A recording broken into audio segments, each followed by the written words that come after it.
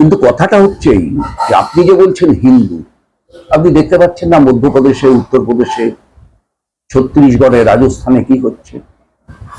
হিন্দু দলিতদের মাথা মস্তক মুন্ডন করা হচ্ছে, হিন্দু দলিতদের খুন করা হচ্ছে অত্যাচার করে, বিজেপির লোকেরা, উচ্চ বর্ণের লোকেরা করছে। ওই যে সেই বাচ্চা ছেলেটা রাজস্থানের, কি মেঘাওয়াল বোধহয়,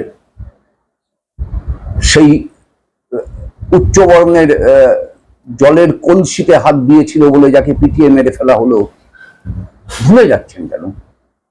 এগুলো তো সব বিজেপির উচ্চ বর্ণের ব্রাহ্মণরা করেছে, তারা সব বিজেপির মাতব্বর। তাহলে বিজেপি হিন্দুদের পার্টি না? এখন মনে হচ্ছে বাংলায় বিজেপি মুসলমান আটকাবে। যে হিন্দুরা এটা বিশ্বাস করছেন তারা জানেন না মুসলমান সব এখান থেকে চলে গেলে তখন বিজেপি কাকে আটকাবে?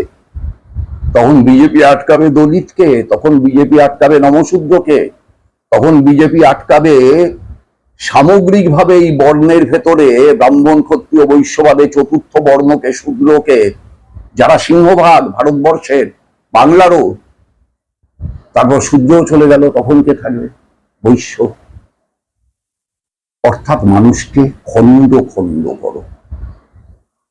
ব্রাহ্মণ, ক্ষত্রিয়, বৈশ্য, শূদ্র, শিয়া, সুন্নি, প্রোটেস্টান্ট, ক্যাথলিক, সব যে একটাই মানব জাতি, এই ধারণাটাকে সমূলে উৎপাটন করো।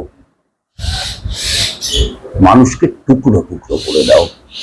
ওরা অন্যদের বলে টুকরে টুকরে গ্যাং, আসলে ওরা নিজেরা মানুষকে টুকরে টুকরে গ্যাংয়ে পরিণত করতে চায়। যত তাড়াতাড়ি মানুষ এটা বোঝেন তত মঙ্গল, তত তাড়াতাড়ি বিজেপির এই ধর্মের রাজনীতি, জাতের রাজনীতি বন্ধ হবে।